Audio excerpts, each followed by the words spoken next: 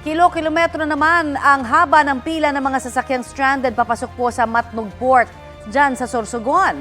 Aabot na sa mahigit 13 kilometro ang pila sa bahagi ng Maharlika Highway, katumbas ng mahigit 1,600 sasakyan. Sa kabila po niyan ay ang pagbabawal sa mga sasakyan na pumila sa mga kurbadang bahagi ng highway at maging sa mga landslide-prone area. Karamihan po sa mga stranded, mga truck na inabutan na ng mahigit 12 oras. Ayon sa mga otoridad, natatagal lang bumalik ang mga barko sa Matnog Port dahil kaunti lamang ang sumasakay mula sa Pantalan sa Allen, Samar. Bumagal din ang takbo ng mga roro dahil sa maalon ang dagat. Hindi nakasakay papunta sa kani-kanilang destinasyon ang ilang pasahero sa Ninoy Aquino International Airport Terminal 3 kahapon. Dahil daw yan sa mahabang pila sa security check ng paliparan. Sa 6 kasi na x-ray machine ng airport security, 3 lamang daw ang gumana. Kaya ang pila ng mga pasahero umabot sa departure lobby. Ilang oras ang inabot niyan, dahilan para hindi na makaabot sa kanilang flight ang ilang pasahero. Kinukuha pa ng GMA Integrated News ang panig ng NAIA at ng mga airlines kaugnay ng insidenteng ito. Dahil po sa landslide, ilang oras na sarado sa mga motorista ang kalsada sa isang sitio sa Dalaget, Cebu. Papunta sa Argao ang nasabing kalsada. Nitong linggo, nangyari po ang pagguho ng bahagi ng bundok kasunod ng ilang araw na ulan. Nalinis naman agad ang lugar. May naitalang landslide din sa Natonin Mountain Province. Naialis na ang mga humambalang na debris mula sa gumuhong parte ng bundok. Ang landslide dulot din ng pag-ulan doon. Dahil sa insidente, pansamantalang naputol ang linya ng kuryente sa ilang lugar matapos mabagsakan ng natumbang puno ang ilang kawad ng kuryente. Ngayon pong bisperas na nga po ng Pasko, maulang panahon pa rin kaya ang mararanasan sa ilang bahagi ng bansa. Ayon sa Pag-asa, asahan po ang hanggang matitinding ulan sa Quezon, Catanduanes, Camarines Norte at Northern Samar. Katamtaman hanggang malalakas na ulan naman ang mararanasan sa Aurora, Camarines Sur, Albay, Sorsogon, Marinduque, Romblon, Masbate, Eastern Samar at Samar. Pinapaalerto ang mga residente mula sa banta ng baha o landslide. Shearline o pagsasalubong ng malamig at ng mainit na hangin ang nagdadala ngayon ng maulang panahon sa mga nasabing lugar.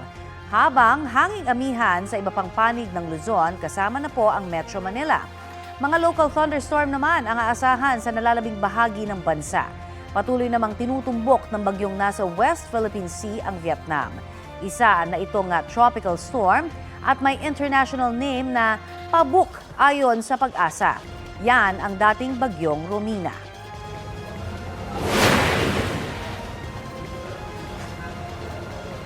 Narito tayo ngayon sa bahagi ng lechon nandito sa La Loma, Quezon City, partikular dito sa A. Bonifacio Street. Ilang daang metro lang layo mula rito sa hilera ng mga lechonan sa may Calavite Street. Dito tulad doon ay dagsana yung mga namimili ng lechon bilang handa para sa Noche Buena ilang oras mula ngayon. Kanina nga itinasilip sa atin kung paano niluluto ang malutong at malasang lechon dito sa La Loma.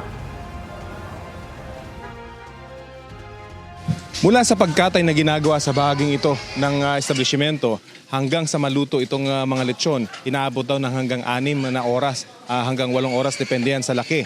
Itong mga nakasalang na ito ay nasa mga 2 oras na ito at malapit na maluto at nilalagyan ng secret ingredient. Yan yung kanilang ipinapahay dito na siya nagpapasarap doon sa kanilang mga lechon.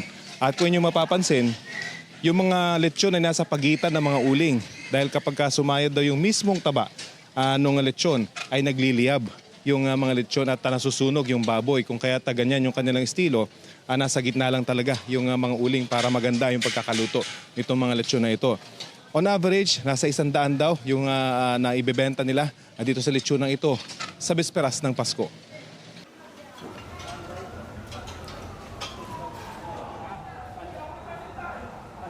Bukod sa lechon ay classic din handa tuwing Noche Buena, ang ham. Doon nga sa may Quiapo sa Maynila ay maagang pinilahan ng isang sikat na tindahan ng hamon. Ang bone-in ham, 1,860 pesos ang presyo roon kada kilo habang 1,760 pesos naman ang deboned. Meron ding pineapple ham, 1,360 pesos at scrap ham na 1,720 pesos per kilo. Sa mga hanap ay bacon, 1,200 pesos kada kilo ang smoked variety, habang 1,400 pesos naman ang sweet bacon.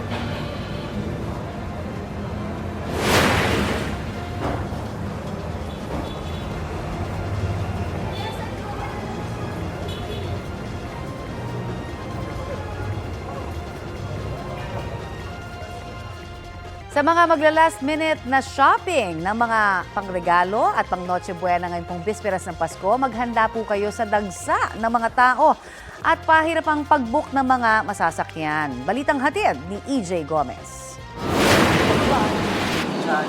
Kanya-kanyang diskarte ang mga Pinoy sa kanilang last-minute shopping kagabi bago ang bisperas ng Pasko ngayong araw. Extended ang operating hours ng mga mall tuwing holiday season. Sa isang mall sa Quezon City, may ilan na sinagad ang oras nila kagabi para sa mga paghahandang gagawin nila sa Noche Buena mamaya. Tulad na lang ng pamilya ni Christy na bumiyahe mula sa Tondo, Maynila. Sobrang dami po ng tao sa loob ng mall.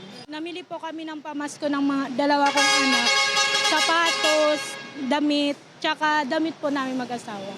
Si Kimbert naman, ilang oras ang itinagal sa mall para mag-grocery kagabi. Usually mga menu for kare-kare, salad, ay yung mga usual na handa po kasi namin. Dami pong tao, napakahaba po ng pila. At nang pauwi na nga siya, pahirapan naman makabook ng masasakyan. Si Harley at kanyang mga kabarkada nagkita lang sa mall para sabay-sabay na pumunta sa kanilang Christmas get-together. Pero ang saya sa muling pagkikita-kita, nahaluan ng stress dahil wala silang masakyan. Ang hirap po kasi yung dami pong mga tao. Kung ano lang po nung maabutan, kunwari jeep.